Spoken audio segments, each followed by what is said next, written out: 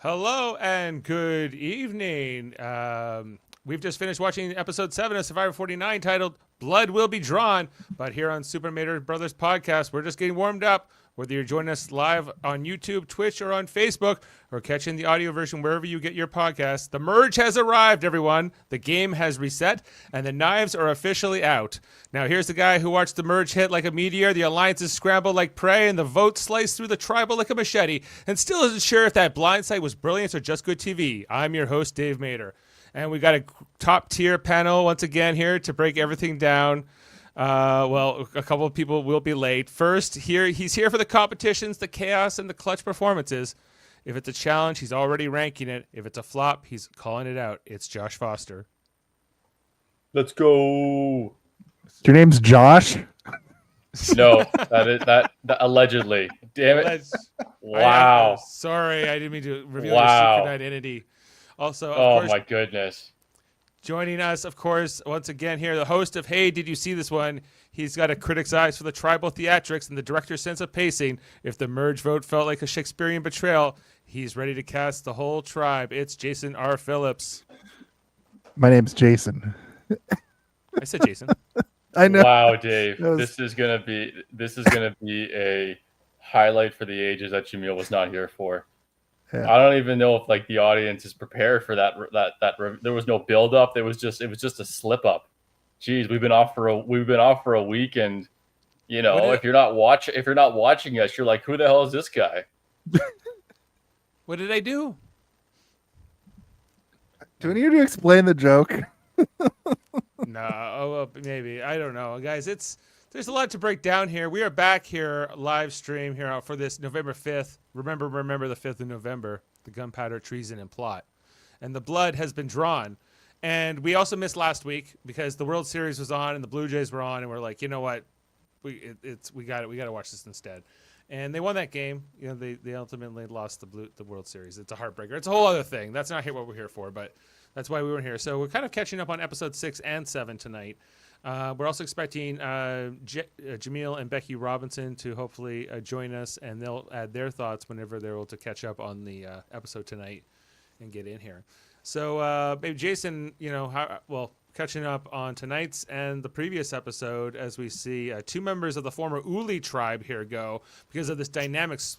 Everything about the Red tribe having the numbers just for the Jawan and Sage to eventually turn on their own and join up with the former Hina group because they felt like they were at the bottom of that Uli original Uli group. I like how this has gone, and I like the optics of them seeming. I know that they've brought people on to their squad, but the optics of them at the end of the episode making the decision to let's just vote for the easy way. I know that they went a different direction. I like the fact that it looks like they have just a full tribe because there's 5 or 6 of them. And I think it's smart to stick together like that. From the very beginning, Uli and not the other one, they've been kind of at each other's throats. Hina and revealing that they got rid of what's her face last week, Shannon. Janet. She was known to Jaemeel, but not to confuse things. But was an interesting reveal. I really thought that they kind of, for the amount of effort they seemingly put into reveal and have this story concocted, they really should have come out of the woods arguing visibly, visibly angry at one another. I don't think they did a good enough job to hide the fact that they were a 3-person alliance, a secret, playing both sides alliance. But I think it worked out well for them because here we are with the Nate out of the game. Spoilers for people who have not seen the episode. I don't know why you're watching this or listening to this podcast if you don't know already. Spoilers, everyone, if you're not caught up on Survivor, of course. The previous episode and everything else. Foster, your draft picks got hit pretty hard in these last few episodes as both Jason and Shannon got voted out. You are out of the draft this year, sir. And you know what? It's okay. You know what? I need to be humbled. My picks and have been going far too for a while now, for a few shows now. And whether it's Big Brother or it's Survivor. So I needed to kind of be humble. I need to just, bring back to reality, because you know Sure. what, then you get even more hype for 50. I'm kind of, obviously I'm upset because I prepared so long and so hard for that draft. I did a lot of research, a lot of deep dives. I even visited a couple of the contestants, to see if I could get some information. Well, that's extracurricular, I would say. Well, I'm a diehard, and it has nothing to do with. It's more so because I want to win, not just because it's Survivor. I want to just win, but for this particular season, like the cast and the interviews and all the stuff was out there for like a month before we did a draft. Like compared to other seasons where we maybe get it a week or two before, this was like maybe even more than a month. It was a good while before the season debuted when we knew exactly who was going to be on the season. Because they already had revealed Survivor 50 a while back, except they knew that these two other people from this season, which we also need to get to, because we didn't get our predictions there, and I do want to discuss if our perspective on who might from this season might be on next season, and trying to figure that out from the edit tonight. I've sort of changed my opinion in some ways. I've changed mine. Also, Jeff mentioned it directly, and he made a really good point that actually changed my opinion on Jake even coming back, because Jeff was like, after the merge is when you start making the moves that cause you to become part of the Survivor Mount Rushmore. I use that term loosely, as I expect he does, because Mount Rushmore is 4 people and the Hall of Fame of Survivor is probably 40 people at this point, as we'll see in Survivor 50. Mm-hmm. But I have Jake as clearly he's going to come back because he got exited from the game and he was like a good character. But I do feel like if the producers see 2 people that eclipse the little bit we saw of him, then obviously they're going to go for 2 people that played the game, because it is an all-star season, and then maybe Jake comes back later. Yeah. So I'm starting to think, based off of what Jeff said tonight, that it's not a foregone conclusion that Jake even comes back at this point. I think Jake will be on another season, but I don't think that they need to bring him for 50 specifically. There's just not enough he did. He got bit by a snake, and he had some promise, but I think that he'll be like there for 51, for instance, or something. Exactly. Like that. Yeah. That's how I'm leaning right now. After tonight and the previous episode, and the one we even covered last time we were on here, I'm a wolf baby. I think I still have that clip, don't I? Somewhere. Jeez. I'm a wolf baby. I'm a wolf baby. I think I dragged. Oh yeah. But the reality is, I'm a wolf baby. I'm ready to eat her. Yes. Sage has become quite the character on this season. She kind of was. We were already, I was getting her confused with Shannon sometimes, and now she's merged much more as her own distinct character. Very funny, very interesting. Constantly in conflict with the other tribe mates. We saw here her and Savannah in particular are developing this rivalry, and I think that that's the kind of player, especially if she has some big move this season beyond what we've already seen, I could definitely see her being a contender for 50. Yeah, I'm tentatively going to keep Jake for our spreadsheet until somebody else emerges as somebody more interesting than I think Jake could potentially be. Because right now in my head, even though I just said all that and what Jeff said tonight on the show, I still feel like he was so interesting in that first few episodes that they really need somebody to be better than that, and nobody else has really gone up above and beyond yet. It's still too early to tell. Like, Nate's not coming back. He was one of the blandest Survivor players, I think, in history. And Riz also has let me down because he's not as loud and crazy as I thought he was going to end up being.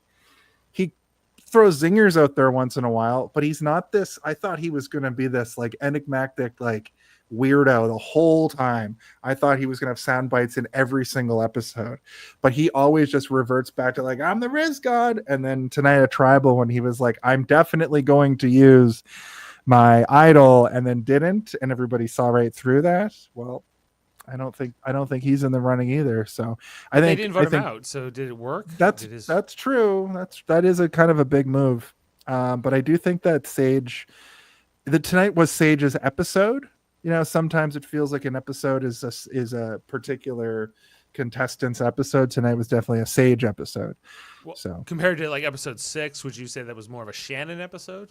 Or yeah, but also I guess Sage was part of that because the storyline for the last 2 episodes were like those two being buddy buddy, and then Sage looking at the camera being like, ugh. yeah. So I you're feel like right, this is yeah. the end of the Sage trilogy episodes, where all 3 of these episodes have been very Sage focused, and maybe like it's going to be a quadrilogy. Foster, are you digging Sage as a character on this season? Yeah, definitely. Like I think speaking a little bit what Jason said, like I still like I as a is I still believe too that Jake is coming back. It the argument I think is pretty sound that he may not come back for 50. However, I do agree with Jason. Like, there's nobody really that stepped up. Like, for me personally, like if I was to pick somebody to surpass or like shine in the second half, I'm thinking maybe like Juwan. Honestly, like he's been a little bit more enjoyable because of the way he's played Yeah. the game, and it's not as like again like we were so focused on like how much Savannah was vocal about not liking him, when in reality it's kind of the opposite. Like Savannah is very kind of unbearable. Well, I think He's she's emerging as a polarizing. villain. Yeah, Yeah, I don't think she's and everyone's cup of tea per se. no, and I don't think that, especially with like she's like, yeah. So I kind of think like right now, like Jake's still my guy. I do think that Sage has taken over MC, because despite MC be like, and Sage did obviously really, I thought did really well in the challenge today, but she's a much better TV presence, I feel like, in game player than the way that MC's been playing. There's a little bit more. It's not just the what's it called, what are they, not the interviews, the confessionals or whatever, right? Yeah, the Yes, confessionals. yeah. It's more so like the way that she's like, I don't know, MC, I don't know, like bland is not the right word, but it's been very like plain, I guess. I don't know how else She to was say the it. alternate.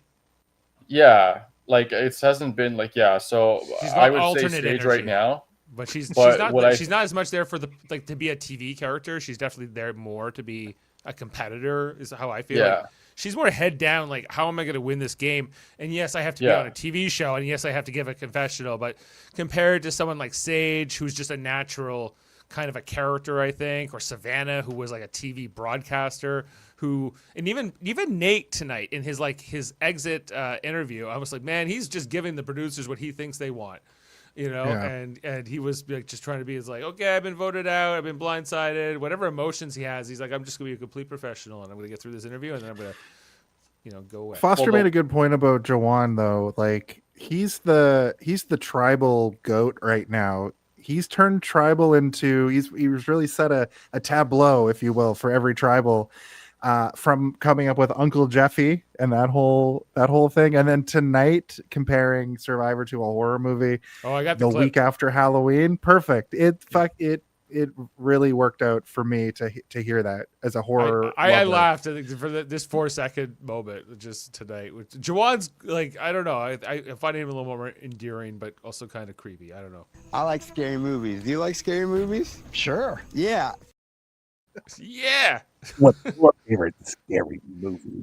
I like scary movies. Do you like scary movies? And he's just like, with sure. his jacked up teeth too.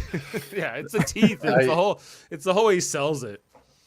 Well, yeah, I'm glad you guys agree, because like again, like I would even say like if let's just say, because there's only 4 or 5 guys left, right? There's not like a lot of males left, and so like I think if you're gonna, let's just say we're like ranking them in a sense, right, of like based on who's left, to come back, I would personally, it would be Jawan, then Steven, then Alex, then I guess Riz, or what's is there somebody else that I'm missing? don't There's think Rizzo. so, right? There is Steven. Yeah, no, I know, but I think Steven's second out of those guys, right? So I mean, yeah, because I think there's 6 girls and 4 guys left, I think, right? Is there even 4? There might even like after now that Nate's gone, it's just Jawan, Steven, and Rizzo, right? Yeah, I thought there was 5 guys. There was 6 girls going into that. But anyways, but the other one that I thought was interesting as a dark horse for a female, because I completely forgot about her, to be honest, because you hadn't really heard about here, is Sophie, who won the immunity tonight. Yellow Sophie, or are you happy with the new system? Well, yeah, at least you can figure it out. Like, you don't just jumble some words together and figure it out, like, and make a nickname, whatever, right? Like, I mean, like, at least there's clear direction. Again, like, I thought it was funny because they're trying to, like, figure out how they're going to be called. And I'm just sitting here like, that's your fault, Jeff, for picking 2 Sophies. My wife literally said that. Having this conundrum come about, like, it's just a ridiculous conversation to even have. Anyway. You would think one of the Sophies would be an alternate. That would be sense. Okay, what's the chances? We're gonna need an alternate. Then we have 2 Sophies. We'll deal with it. And in the past, I don't remember this ever being as big of a problem as it is this particular season. We've had other seasons with people who've had the same first name, and usually it's like it goes by their first initial.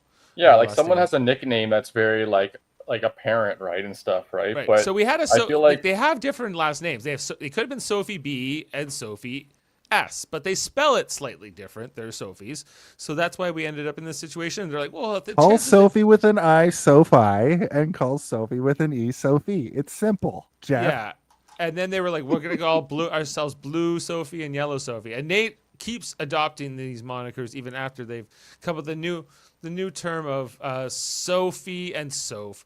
Oh, I pulled this clip. All right, let me deal with one logistics question for me. I'm sure you figured out we have 2 Sophies. Yeah. Have you all come up with a system for calling each other? Yellow Sophie, Blue Sophie? Or Soph and Sophie? Okay, what do you want? Why don't we go with Soph and Sophie? Perfect. Okay. Now, how do you feel if you're Soph? Because listen, I have this thing I've mentioned on this show before, where you get into almost the merge, and you're like, who is that person? And from playing Fantasy Survivor, doing the podcast, obviously I knew who all of the contestants are now. Mm-hmm. Back in the day, Sophie with an E, I would be like, who the hell is that? Because she's hardly ever on the show. She's hardly ever around. I was about to say, Jason. Like, she all of a sudden came out of nowhere this episode. She actually had a confessional that was like, so that's why I think she's a dark horse. Sorry to cut you off. And I'm playing for my mom, and this is my mom's the most strongest person I know, and it's incredible. But first, everyone, he is caught up to the rest of us here. Coming in here, the pop culture aficionado with Funkos stacked to the ceiling and hot takes ready for tribal. If the edit's misleading or the gameplay's theatrical, he's already dissecting it. It's Jaemeel Robinson. Bonesaw's ready? Yes. How's it going? Good to catching up with you, I sir. love you, Jaemeel. You're the best. I'm only second best to the Amish samurai. Also, hoping to catch up with Becky Robinson when she's able to. She's coming just second. Yeah, we'll save up her intro for when she's able to join us. Going back, I want Jason. At least one team won a championship. Jaemeel. Yeah. Oh, no. Well, it's Remembrance Day. It's Remembrance Day for the Raptors winning. At least no, one team. I mean Remembrance Day's coming up. In that too. So I cut Jason off, so I apologize. But because I couldn't help but you were making such a good point, Jason. So go back to what you were saying about Sophie. I was pretty well done. Like you didn't really cut me off per se. It was more like I really just have this thing where every season somebody comes out of the woodwork and I'm like, who the hell is that? But then they really focused on her hard because she did end up winning the game tonight. But I really I think that Sophie with an I, who has been so prominent from the very beginning, she was on that Keeley tribe that went down to two people, and she's been so good. I'm like a fan. I could see her playing another season of Survivor. I just don't think that she should be Soph. No, if there were 2 Davids, and I guess it would probably work out that I'm a Dave and the other person would be a David. But nobody's named Soph. That's the thing. Yeah, and the funny thing is that they're both actually Sophia. So it was like, why can't one be Sophia and one be Sophie? I just love how there's two different camps with the naming conventions, because after Jeff kind of figured out that it was going to be Soph versus Sophie, right? What does Nate do? It's like, oh no, it's Blue Soph. He's like, I'm going back to the old names. I'm not dealing with this. this Soph and Sophie, because Soph is you have to say Soph to get to Sophie. Okay, like they're both like it's not like it's necessarily, and it's not like you would never call the other person Soph as well, right? Like it's there could be a mix up. So I did have a friend that we called Sofa, right? We called him Sofa. And there were two sofas, and No. one was Soph. That and one became was his Sofa. nickname because, like all nicknames, it's usually derived from some wacky, stupid situation. So it went from Joseph to Joey to Joha to Aloha Joha Sofa to Sofa. Like a pet, like how your pet takes on Yeah. 30 names in its lifespan. So we literally called him Sofa. Okay. And that's how great names are born. Yes. Yeah. Like Amish Samurai. Jesus. It's never leaving you, dude. Never. Now- Within this realm. We were talking about Sophie, Yellow Sophie. She suddenly emerges in this episode. She wins this immunity tonight. She's they technically this vote goes her way, where they don't vote out Steve and her ally, and Nate goes here instead. So, is everything turning around here for Hina? Like, I think it's kind of an interesting season so far. I think these last two episodes, I wasn't super thrilled with like the whole like let's go to 3 tribes of 4 for one episode. I'm like, what's the point? Like it's just like a pre-merge like little field trip where we're gonna be like, you know what, they couldn't, again, they went from 3 groups or 3 tribes to one being decimated. They had another one, same thing. They had back-to-back eliminations, right, or voting out. They wrote the season for 3 tribes.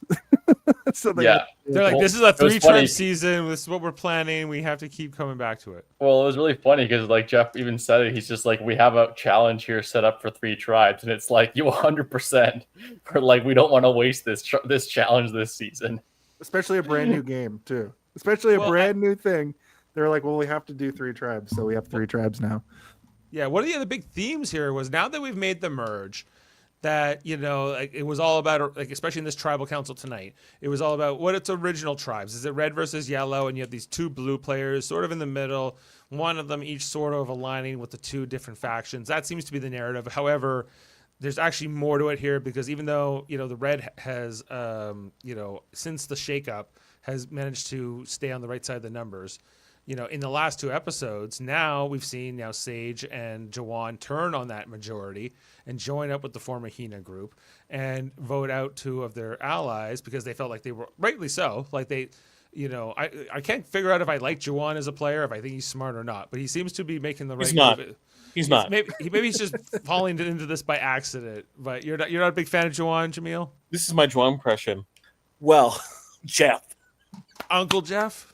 Like Uncle Jeff. Like, you like scary movies? I like scary movies too. I like scary movies.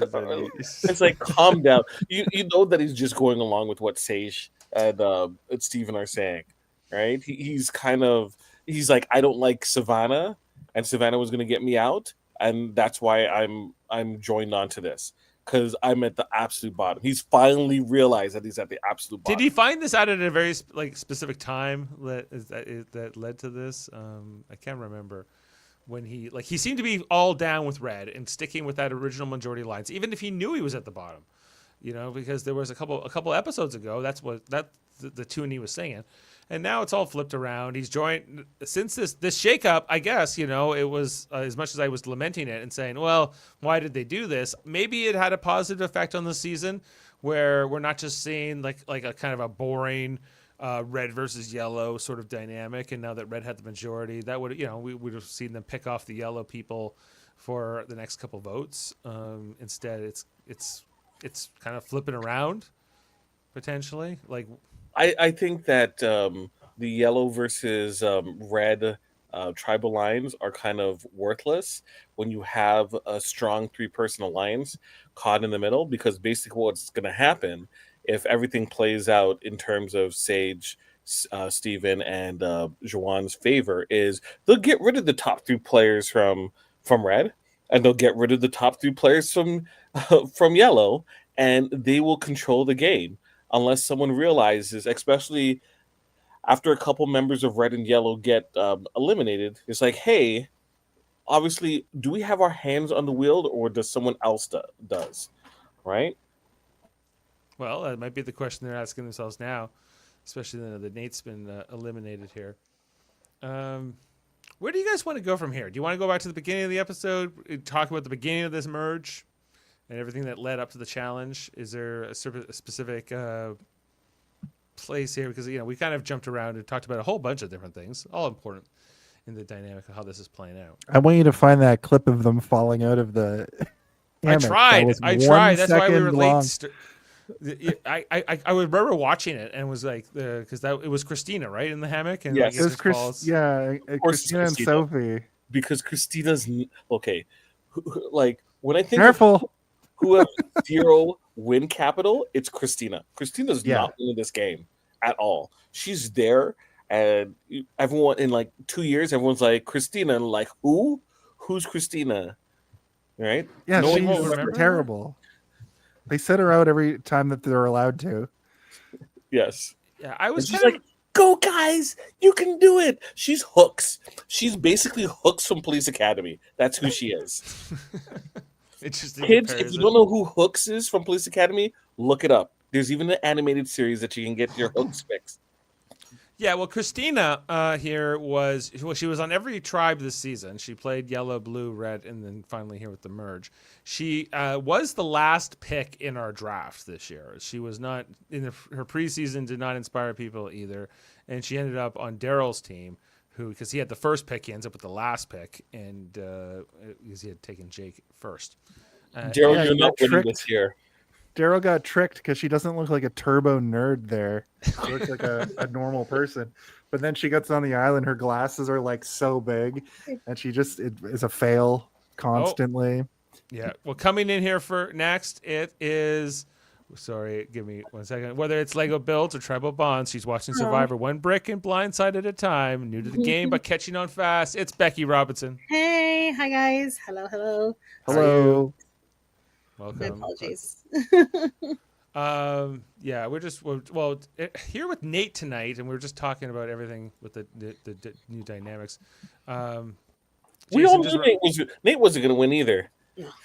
Oh yeah, but no, we were talking with Christina. Okay, just on Christina there for just a second. Well, what's to say about Christina? Christina was like, we got to vote out Nate because it's a safe bet. We can't vote out Rizzo, or we can't, because he might play the idol. And if he plays the idol, if there's one vote for me, I might go home. Or if there's a shot in the dark, I might go home, etc. We'll vote for you, Christina, because people are taking you to the end. You're going final 3 lock. People want to sit with you at final 3, so they are at final 2. She can't build fire because she probably burned herself. But she probably isn't aware of that. Like, I think she thinks she's in the game, so she'll be one of these people at final 3.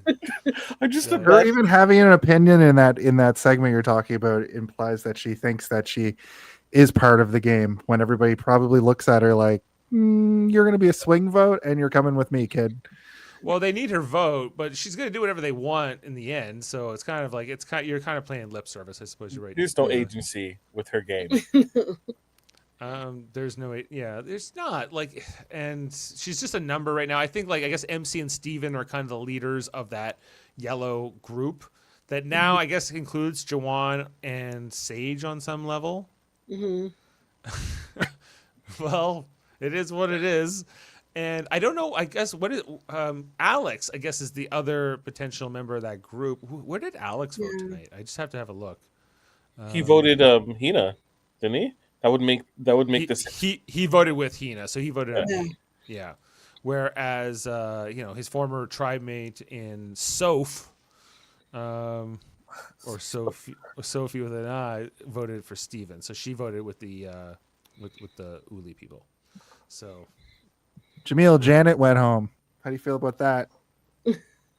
Last week. Oh, Janet went home? Yeah. last week. I was cackling with laughter when I was watching that. And I'm like, yes. Yes. My favorite was when Shannon wanted the hug, and Sage was like, "I don't think I can legitimately hug you right now. Like, it would not be right for me to give you." I was like, I think this is worse than anything. Yeah, Like, you know, Sage is like- the realest person alive for that. I love Sage. Sage has now Great. become my pick for next Yeah. season. Me too. Yeah. She's so funny. I don't think it's Riz. I don't think it's Nah. Jake. No, I did too. I changed it to Sage tonight. I think it's Yeah. Rizzo and Sage. Those are my picks for week So- 7 here. The confirmed people for Survivor, my understanding with the count, it's 11 and 10, with 2 people left to be picked. No, it's even. I Making count. I know. No, it's even. It's even boys, even girls. So there's one of each going in. I counted. I was doing it like a couple weeks ago. Okay, so that doesn't necessarily mean that there's going to be 2 men, one man and one woman. It could be 2 No, he women. said it. He said it in the video that video where he announced all the people. He said one man and one woman are going to season 50. Oh, And that's so fair. man-wise, it can only be like Rizzo, Steven, not Nate now, right? So Rizzo, Steven, who else? Matt. Juwan. No, Matt's gone. So is Jake. So you're not saying Jake anymore. No, I don't think so. I think it's Okay. gonna be Well, someone let from me this let me phase also that- reiterate for Bex and Jaemeel. Jeff made a good point tonight that like after the merge is when you sort of become a legend in Survivor. So I kind of went back on my Jake theory because if somebody emerges as better than Jake was, which at this point I think only really Sage has proven herself to be somebody that can actually play another season, it could actually be one of these remaining men. I don't think it's going to be any of the men that have been eliminated, but what if Jawan? No, it's not Juwan. It's not Okay, Juwan. yeah, the Okay. 4 men are Rizzo, but also- Alex, Jawan. But then you and, guys pointed out that there were only 5 men and they're all pretty like whatever players. I will Maybe also Steven. state that there is a precedent of a person who eliminated pre-merge coming back for a season that's Rob, the Rob that doesn't suck. Okay, but Right. there's a chance. I'm not gonna say it can't happen, but I think I think I'm kind of with Jason on this, where I think we'll see Jake back for 51 more likely than 50. And I also just The watched, Russell Swan type of move. yeah, like I think because he'll bring like kind of like what was Bruce? Remember Bruce hit his head and he got to come back, but it wasn't because they thought he would be the best player ever. They just like felt Right. bad that he got hurt and knocked out of the game. So Jake's gonna be bitter when he comes back in 51 about the Blue Jays losing. Yeah. probably. You're And from he's going to be LA. complaining the whole season. He's going to be like, I've got a 1-year-old at home and I'm not even there to see them. And it's He'll be like, bro, I am you not almost gonna be missed- like. If he gets into the merge phase, he'll be like, I am not going down like the Blue Jays in the playoffs. Like this will not be my His ending. foot was off the plate.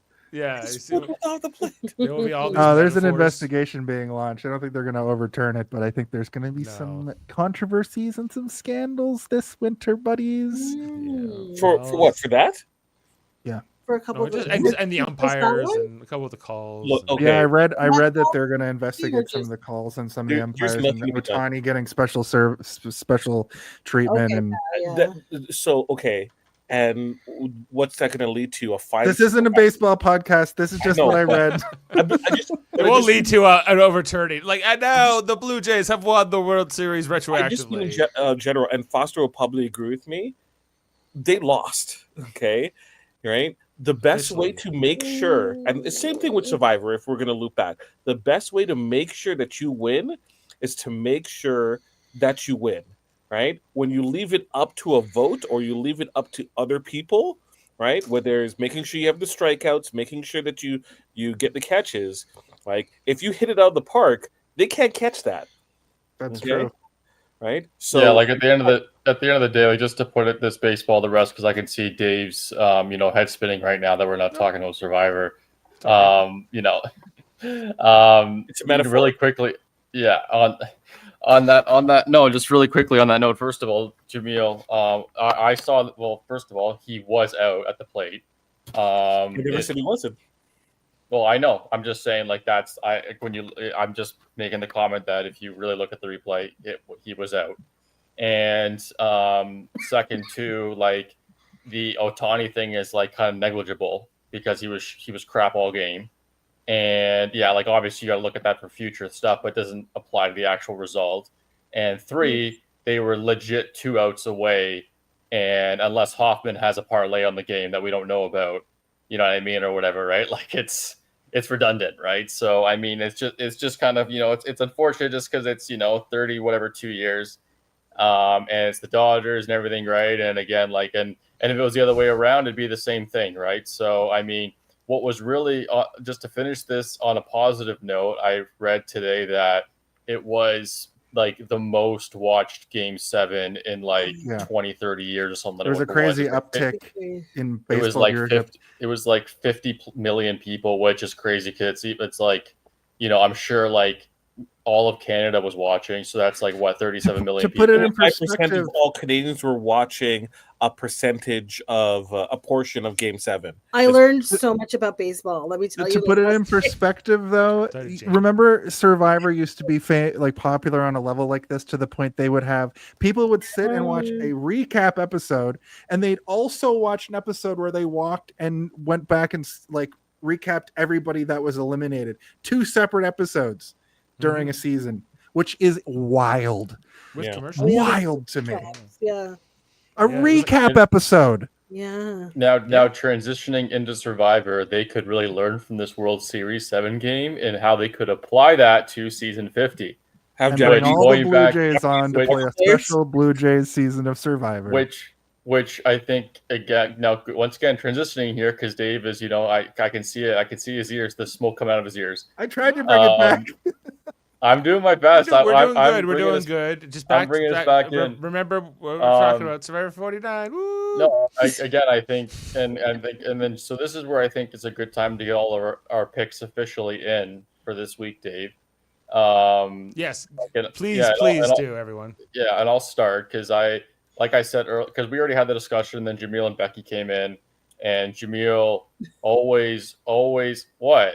Well, I'm sorry, but we can't wait, 3 hours, to have you on board, Jaemeel. You know, I watched back-to-back episodes tonight, and I got on time. Sorry, I had stitches removed from my eye today. I had 3 stitches. 3 stitches. First of all, did it you, looks like Foster, have 3 stitches removed from your eye? Well, Jaemeel, you look amazing. I'm not gonna say that right now because I can't notice anything different with you. I wouldn't even have known. Well, I don't need to close up Jaemeel on your blurry screen, but I wouldn't even have tell that you were on the IL. The injured list for those baseball reference there. You were on a 1 hour IL, and we pulled you off the IL. We brought you into the podcast. Rest, like Yakamoto. I came and I pitched. Right, no rest. Back.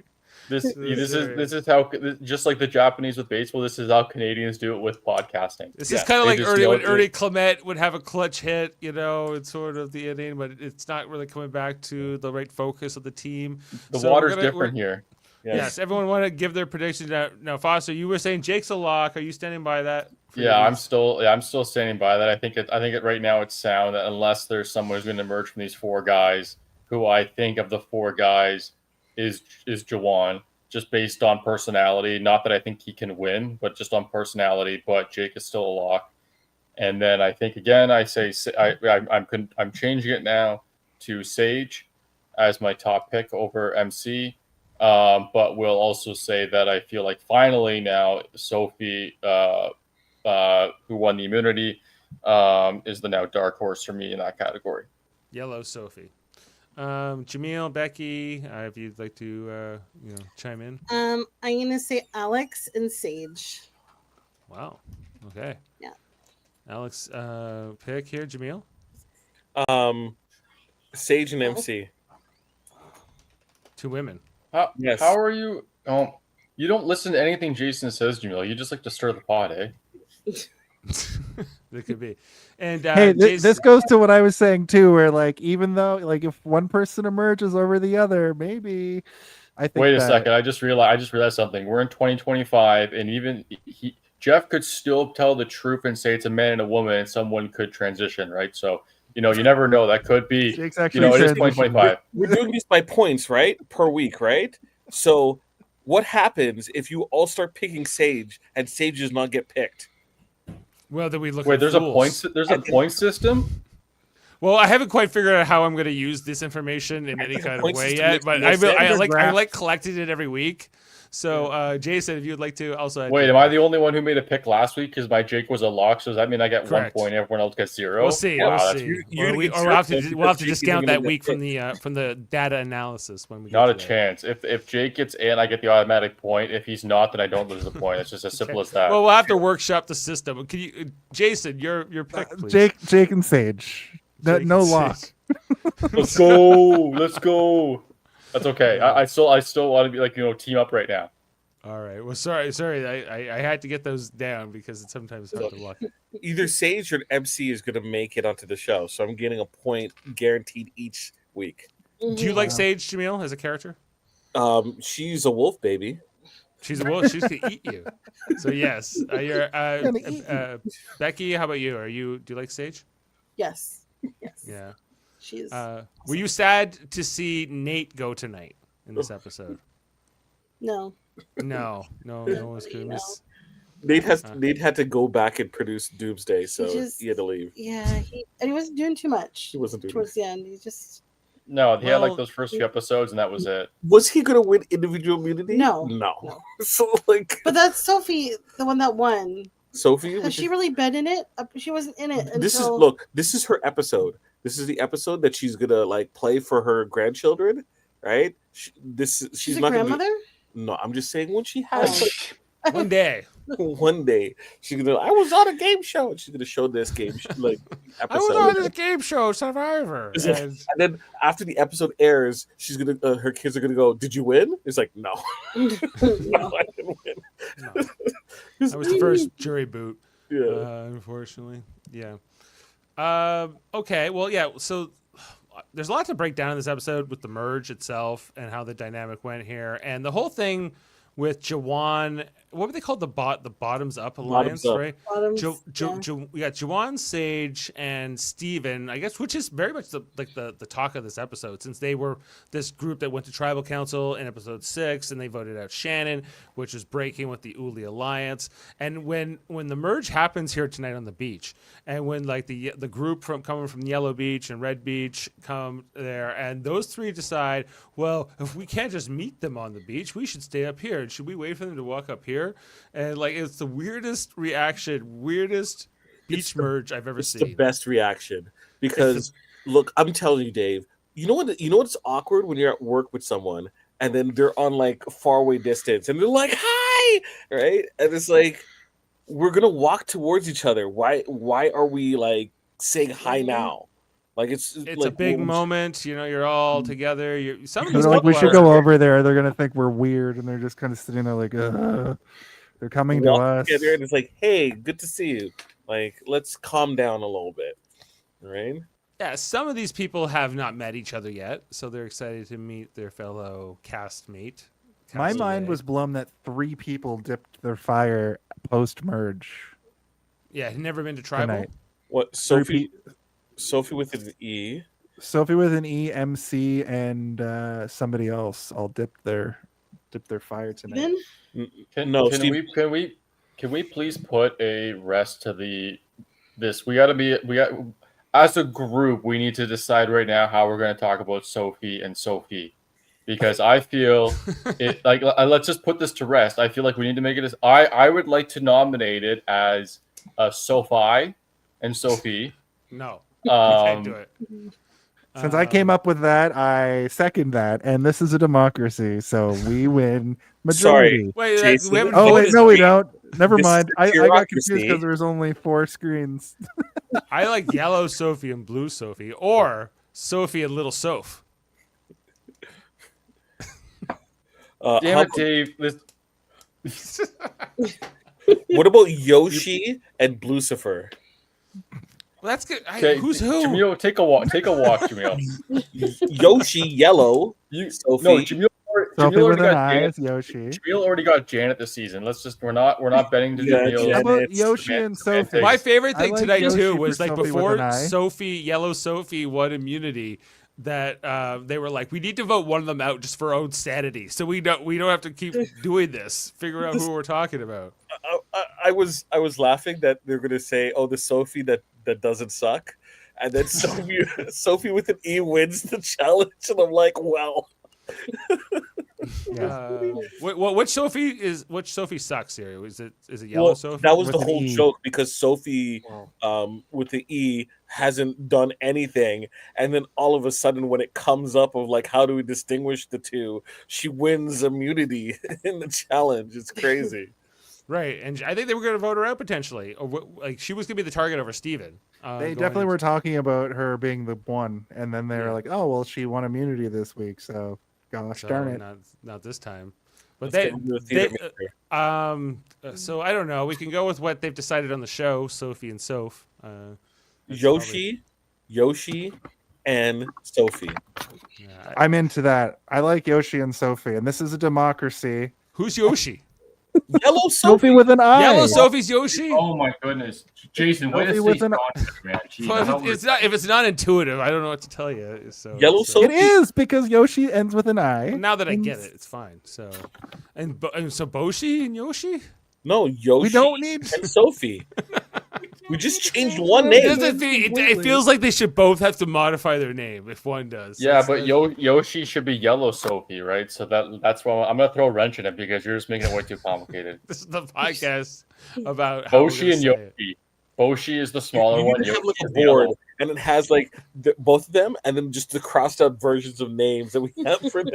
I'm gonna be mad at Jeff Probst and the producers of this show for the rest of my life, just based on this. We've had other seasons with people with the same names. It was always the initial. It always was fine, and then this was the season they messed with it because they're like, well, one spells it with an E and one doesn't, so therefore Well, it's different. they're trying it out for season 50. Actually, what I'm gonna do in the while we're talking right now is I'm gonna look up the season 50 cast, because if there's the one with the same names, then we're going to be this is too hot right now. We gotta figure this out. They need 51 to be all Daves. Yeah, and they Dave, refuse to be called David. Yeah. I'm asking, Google, David. how many times have Survivor Cast had people with the same names? Becky, you're the only person that hasn't really thrown your hat in the ring for this debate, and you are kind of a tiebreaker in that case. Do you like in game changers? In game changers, there was there's Sierra. 4 different things we've come up So- with. What do you want? Whatever you choose, I still love you. You know, they're all good. They're all great. I mean, I was with the blue Sophie and the yellow Sophie because it's just easy. Yeah. But Okay. then That's good. Yoshi also, like, I get it. So I mean, I guess Yoshi. Whatever you decide, it's Yoshi. okay. I like Yoshi. I'm fine with Yoshi. Yoshi. All right, Yoshi. Foster's like, why did this turn? He's visibly It's like got reverse. veins popping out of his forehead. Remember? No, on no, Samoa, I'm Jaemeel, looking there at- I'm was looking at the- two Russells. Yeah, I'm looking at the cast right now to see if Russell there's Swan any- and Russell Hantz. We never confused them once. Yeah. Because you go Russell.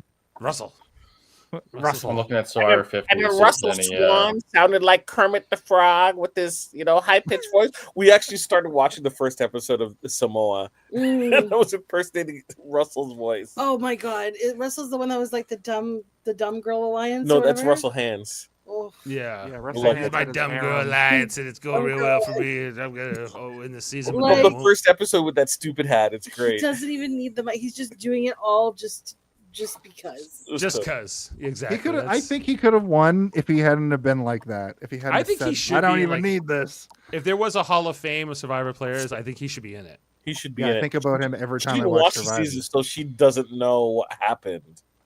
Okay, but I just think he should be in the Hall of Fame. Yes. So it doesn't mean I'm telling her the results. Just that he's an iconic player. Yes. We're talking about him many years later. So One of my I think He favorite- played twice, so you don't know which season I'm talking. God damn it! I'm sorry. he played 3 times actually. Now you're thinking of his nephew, No, he Brandon. played 3 times. Did he Yeah, play 3 times? The third one was. The third one was with the one that Boston Rob won. Yeah. Oh.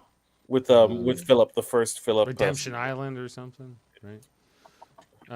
Anyway, it's happened before. There's never been a problem, but here we are. Yes. So the merge, everything we were talking about the whole merge thing on the thing, and Jawan and Sage, but it doesn't matter that they turned on their majority alliance in the Uli group here. They there's always this well, I guess Nate got blindsided tonight, so he bought the story that was sold to them here at this merge on the beach, and that's what kind of led to what we got here. I just find it strange how they just easily believe the story that Janet just flew off the handle. All of a sudden, I almost said Shannon. Flew off the handle and went crazy and started blowing up everyone's game.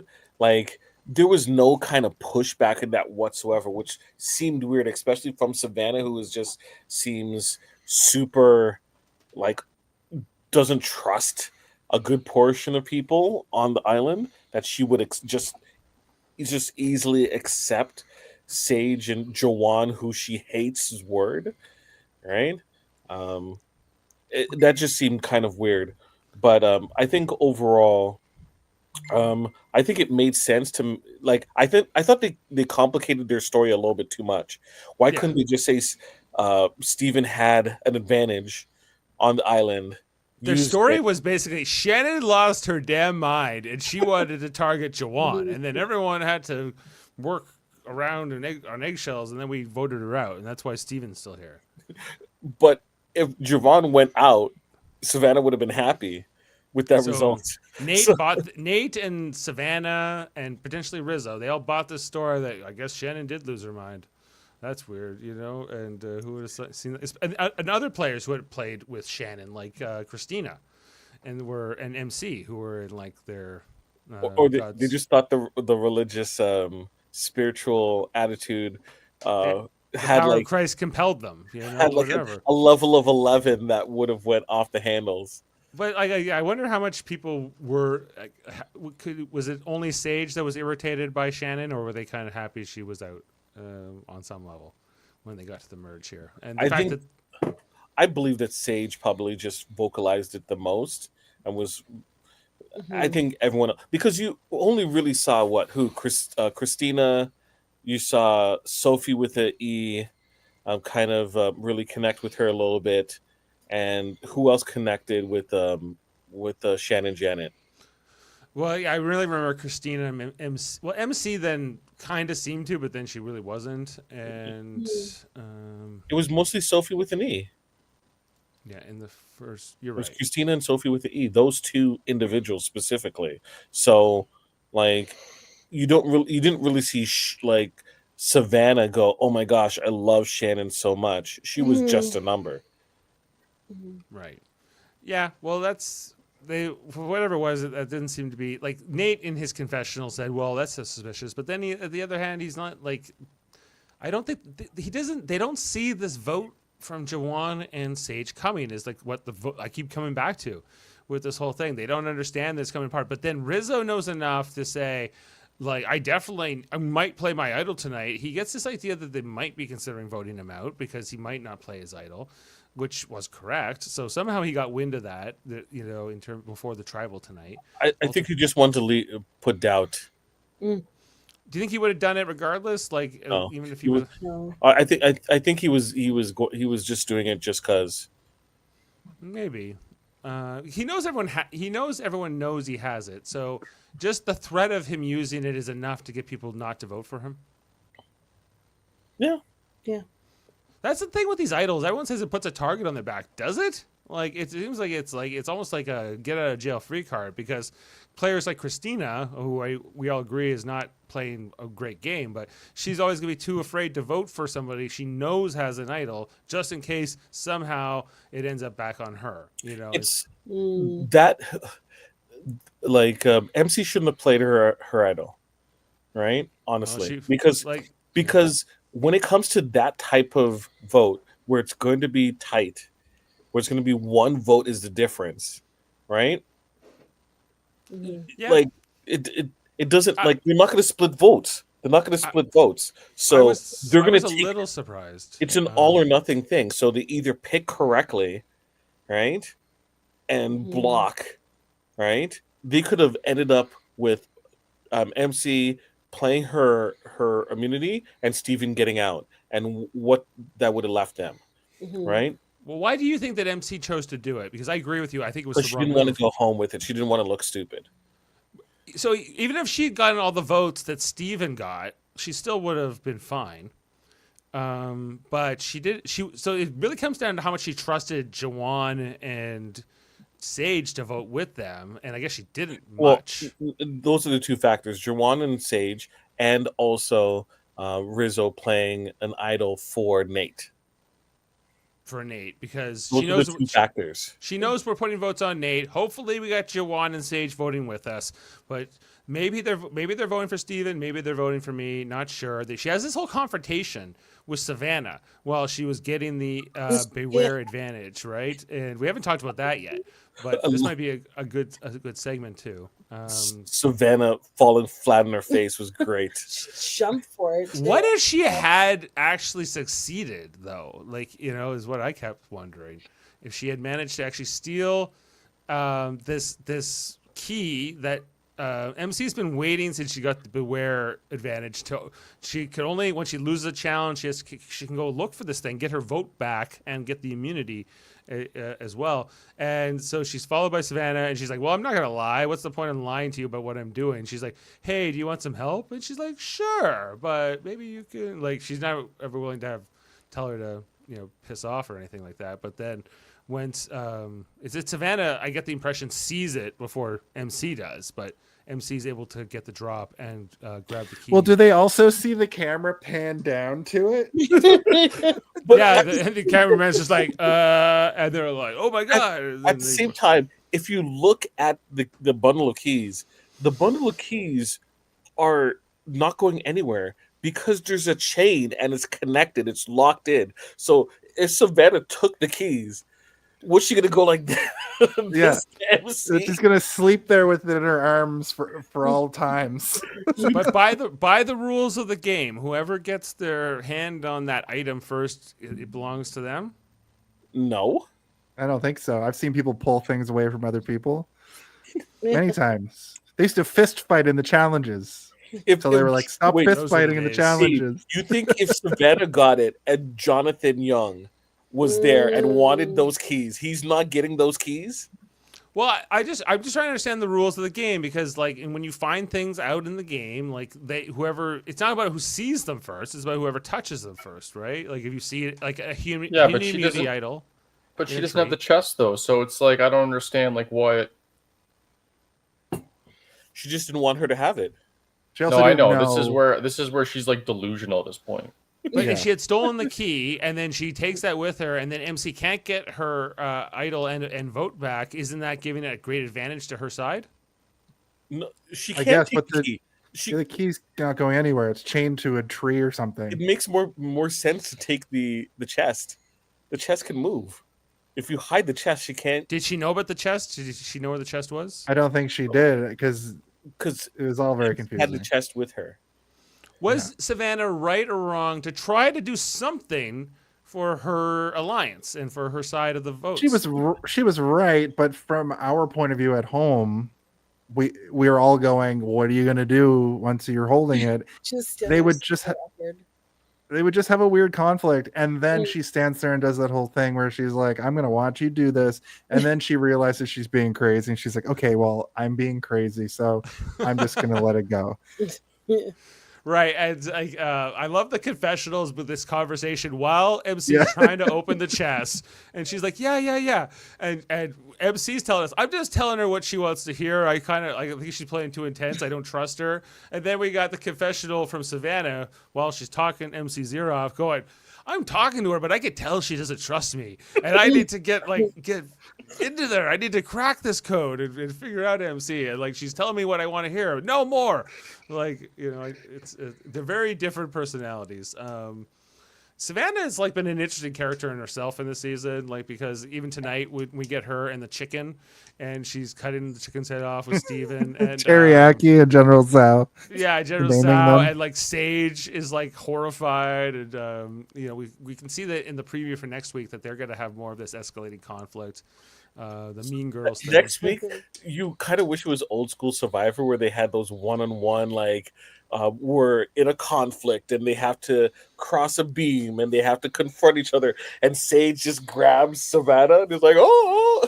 It's gonna be like Wicked, when they come together and they're best friends when they start. So who's Alphaba and who's Glenda? Yeah, who's Alphaba? Who's Glenda, Dave? That's easy. Alphaba is Sage, and Glinda is Savannah.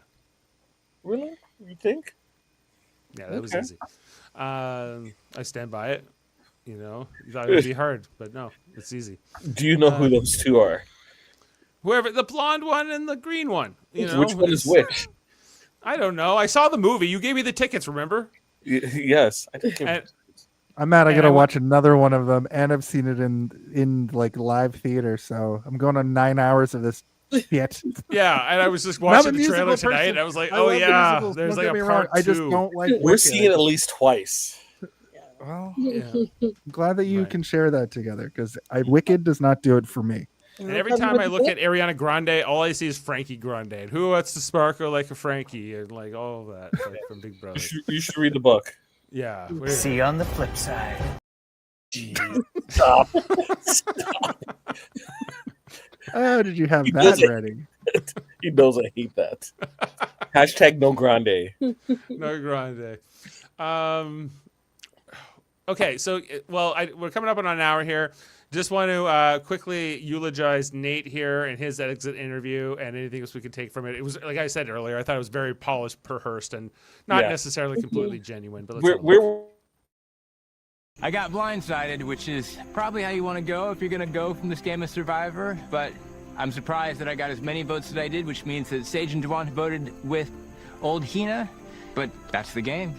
I'm incredibly proud with how I played. It was harder than I expected. I made it farther than I expected. And I'm excited to be part of this jury. I'm excited to be part of this jury, everyone. So we didn't see the clip at all. It said your browser can't play this clip. So I'll just assume that's fine. I saw it. I saw it too. It's fine. It's fine. It's no worry. What browser are you on? Hold on. So good question. Safari. Safari. Safari? That's a rookie mistake right there. So you also on Ask Jeeves? Last night, Jane was trying to do the podcast from Safari, and it was a disaster. She had to move over to another browser. So, she's part of the Nate said, I'm excited to be part of this jury. Yeah. So he's the mayor of Ponderosa. Mm-hmm. Yeah. Looks like mayor of Ponderosa. What narrative do you think Nate's going to be? And who will he be championing like from this point on? Like his former. Just assume that every single person is a Marvel character, and he's going to be making references. Like, I'm forming the Avengers here. Yeah. Yes. So Foster, which Avenger is Sophie with an E? With an E? Yes. Polar Knights comes in. Polar Knights comes into. Hey, did you see this one? Almost every single week and says this. So I'm glad that he's here. They're here now. Sorry to cut you off, Foster. Go ahead. That's okay. Does it have to be Marvel? Can it be like? Okay, let's just fine. Marvel. Honestly, here's the thing. I'm not very up to date with Marvel, like especially TV shows. You can movies. You can go with old references. It's okay. Well, no. The first thing that I came up with was, I don't know why this came in my head first, but She-Hulk. Sophie with an E. I would have thought Sage would have been She-Hulk. No, Sage is more like Harley Quinn. Like that's DC. I know it's DC, but like I couldn't think like in terms of like a more maniacal type of character. I don't know. Like I see Scarlet Witch with Sage a little bit. Yeah, that's a good Marvel choice, Jason. No, I don't know why I thought Sophie, because all of a sudden, like, you're kind of like, you don't really see her, and then until she gets like green and hulky, and then she kind of just dominates. I don't know why. It's just the first thing that popped in my head. So, I mean, there's not full sound logic there. Yeah, like, I mean, we could go through the entire cast. It'd probably take us an hour to make decisions on each one. That should be a side one. There should be a side one, Dave. Who's what for every, like, after the first episode of the season, we'll have which Marvel character is this Survivor player. Let's recast them all as the Muppets from the Muppet Show. Let's put a formal invite to Nate and ask him to be on next season for 50 on our second episode. Is Kermit the Frog if he was Captain America. Yeah. So this is how it's going from here. Steven is Vigilante from Peacemaker. I think I already said that though. That fits. I'll go with that. Yeah. Okay, so yeah, Nate's gone. Everyone, first member of the jury. Joanne likes scary movies, and I guess the other thing was this next episode, right? Oh no! Before that, Dave, real quick, I did want to say that because I'm not a huge like food guy or anything like that, but the reward today with the grilled cheese, that was fire. I'm sorry, that was an unreal. It was next level fire. Like, it was. I usually not a big, like, sometimes the merge, are kind of, but that was like grilled cheese and potato chips and iced tea. Like, that is absolutely crushing it. That was amazing. I mean, I probably would eat. Go ahead. I never asked you about the competition tonight, where they had to like divide into these two teams and push the balls, and how you felt about that challenge. We were so, the Sophie debate just took too much of our time. It was really the Sophie of it all. That really threw a wrench in our plans. Just on that note, like,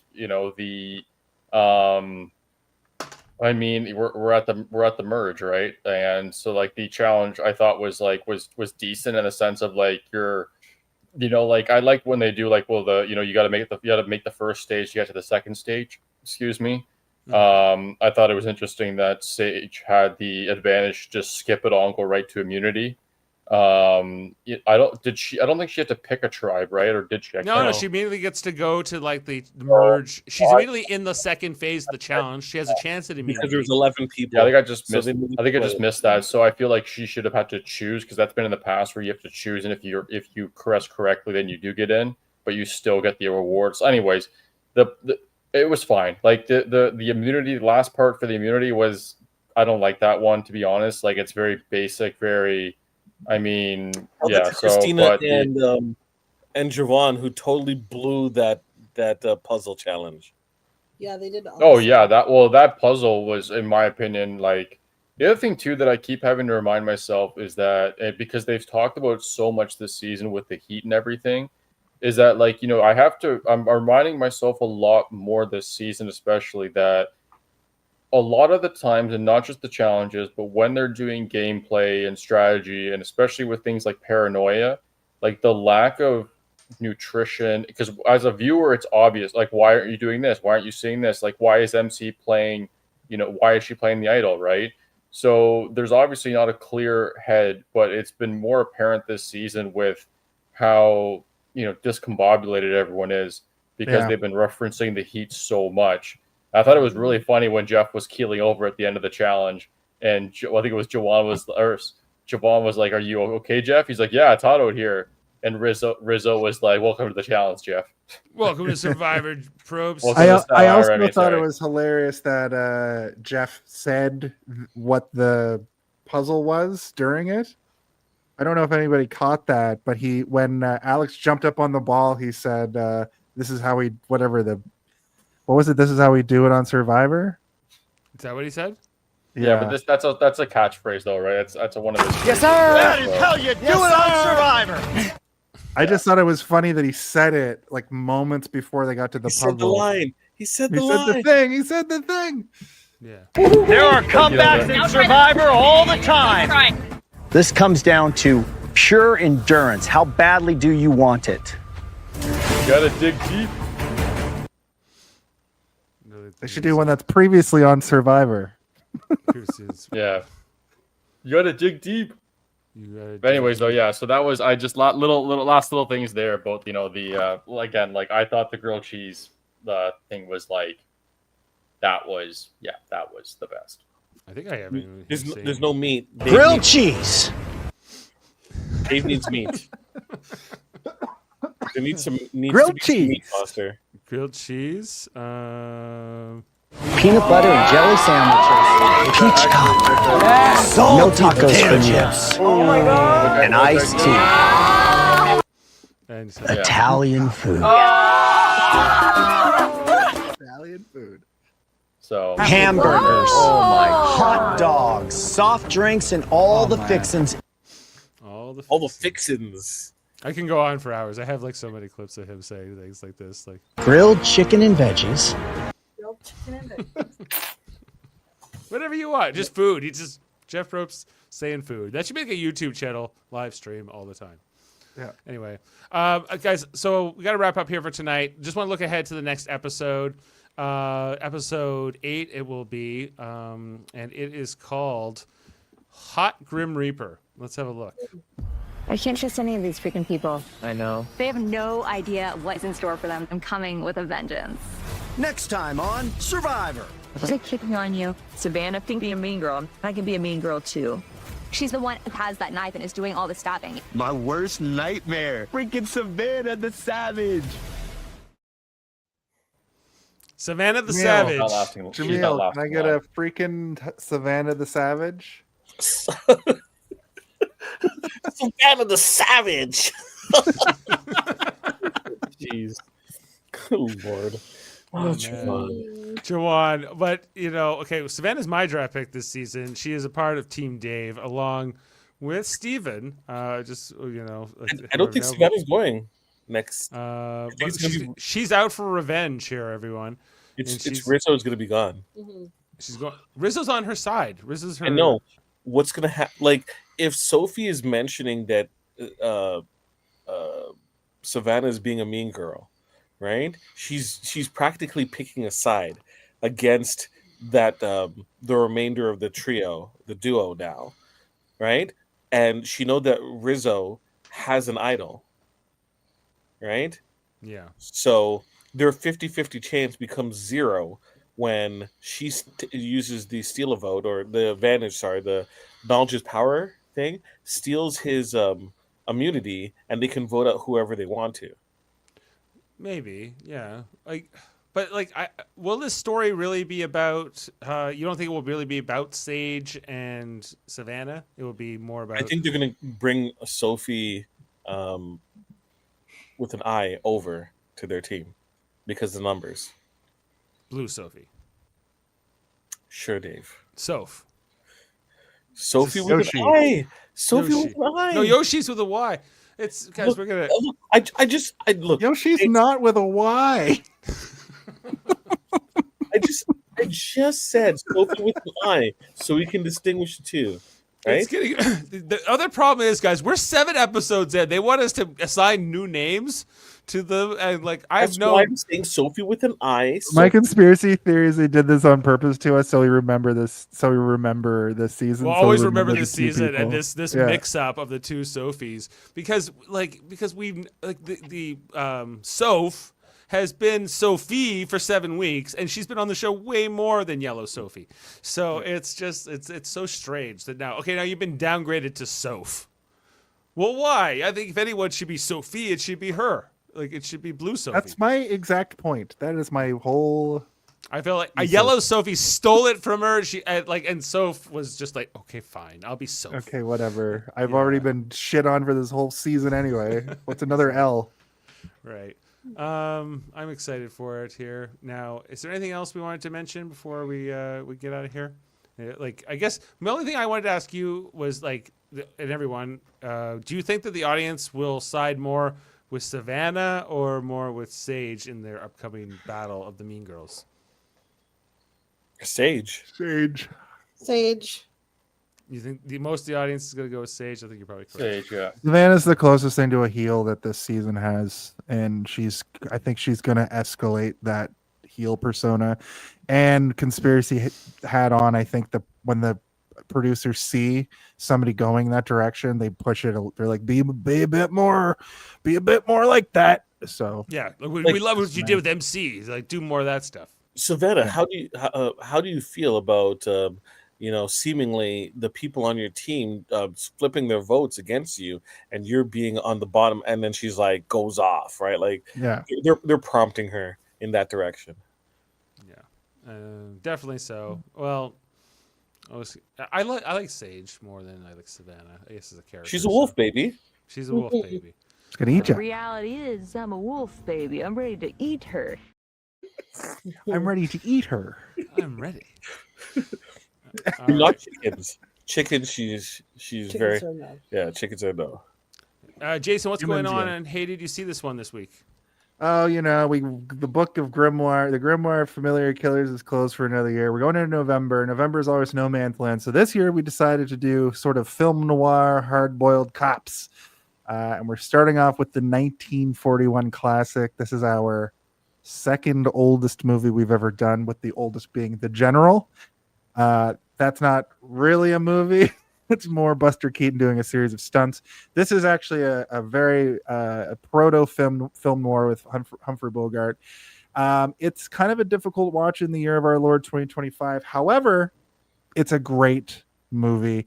Noel K is on the episode tomorrow night with me and Steven, and we're going to have a great time talking about it. I think it's going to be a good episode. The Maltese Falcon, right? That's 41.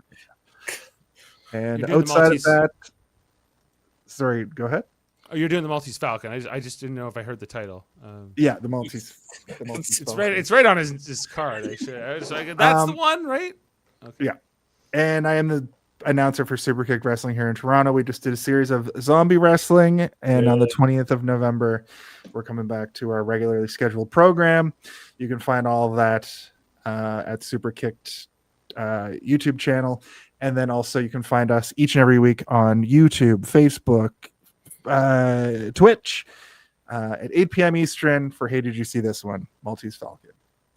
We're calling it Noirvember. Isn't that clever? I stole it from internet, but Noirvember. I think that's Noirvember. I like it. Is there anything going on True Currency this week, Jaemeel? Oh, well, just want to let everyone know that the first episode of True Currency is still available. So go back and listen to that episode again. It's evergreen, really. Yeah. Episode 2 is obviously on its way. So stay tuned for that. Okay, excellent. And make sure to check out all our Star Trek podcasts on Live Long and Podcast and For All Mankind. We're also covering that show over there right now. Okay, well, we'll sign off for tonight. Foster, any final thoughts? No, I think that, he's finally picked up the last couple episodes, so I think it's time to, I guess, enjoy a little bit, right? The last thing I'll say is that it's nice that the majority tribe going into the merge already has kind of been dismantled immediately. So which is usually not the case, right? Usually they steamroll for a few episodes and sometimes, it's really boring. So now it's been evened out. It's kind of wide open. Anyway, it feels like anyone could win. So, no, not Christina. Not Christina. Okay, but let's mostly anyone. So I have two things to ask Dave. Oh, yes. We get an update from Jeff about how he feels about this season. Just record him. I just want. Sure. This is the first time he hasn't been on a single episode. A whole season, yeah. Like he's like, well, I'll come in at the merge. That's when it starts. That was the last conversation I had with him about it. So, and Foster, what's your Super Bowl picks? Who's going to be the Super Bowl this year? Oh, this is a Survivor podcast, but I mean, you won't deny a prediction. I'm realistic, so the Patriots won't win it. They're ahead of schedule, which is nice. But in terms of a pick, there's not really a clear. Jaemeel, I did not expect. 49ers? Damn it, Jaemeel. I haven't really I don't know. If we're just talking about whatever, CM Punk won the world title, so show. To see Yeah, I know, right? Like I'm trying to. I don't know, Jaemeel. Jeez. You're killing Foster here. This is like when Kirk breaks the computer with like riddles. Well, you broke me. You broke me, Jaemeel, because I was not thinking about it. Josh at all. with riddles. Come on. Yeah, I know you. I don't know if you heard that, Jaemeel, at the beginning. Just no. Okay. Anyways, but okay. I'm just gonna say the It's like literally 2 minutes. This is like 2 minutes of him humming and hawing here. It's I know. I have to see how this ends. Almost. I'm sorry, everyone, because I guess now this because I can't because at the end of the day, someone's gonna pull this receipt up, and then in 5 months from now, I'm just gonna be like, "You were." Jaemeel, I was so close to ending the show. And then, How dare you? Okay, I'll just say the Patriots. No, I'm not the Patriots. No, I take that back. I take that back. That is your team. Why don't you just say them? Like, even if you don't believe it. I had a schedule, so I don't. Anyway, I'm just gonna throw a fun one out there. I'm just gonna say the Bucks. It's not gonna happen, but I'll say the Buccaneers. I love Laser Mayfield, so I've got him in fantasy. So I'm just gonna say the Bucks. Name's Laser. You hum and haw so hard. If someone asked me who's going to win the World Series next year, Blue Jays. There you go, done. Yeah, I was stoked about Mookie Betts so much, and people were like, "He's on the other team," and I'm like, "Mookie Betts." It's a good name. Yeah, it's a great name. Yeah, that's the thing. You get attached to the opponent sometimes in those things. Okay, well, names. We'll leave you for tonight. Thanks to Becky, Jaemeel, Foster, Jason, and Jeff Mead, or wherever he is. And we'll see you next time. And we hope you like scary movies here on Super Mario Brothers Podcast. Have a good night. Bye. Oh, it's not live long. I like scary movies. Do you like scary movies? Sure. Yeah. Beam up some Star Trek content with Live Long and Podcast. A roundtable movie discussion with Hey, did you see this one? And take a peek into the darkness with Heard Noise, Must Investigate with Michael Chan. Watch us duke it out on trivial debates. And let's chat about TV with the Super Mario Brothers. It's all here on the United Federation of Podcasts.